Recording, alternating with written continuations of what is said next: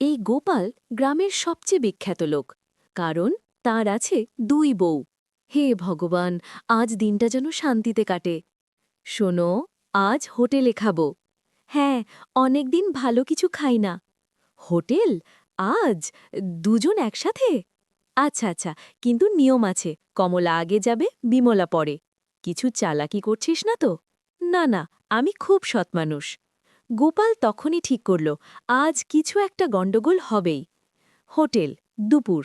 আজ কিন্তু খাবার ভালো হয়েছে। আরও নেবেন দিদি? হঠাৎ পেছনের দরজা দিয়ে ঢোকে বিমলা।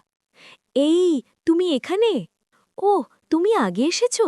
সব বুঝেছি, গোপালের কাজ।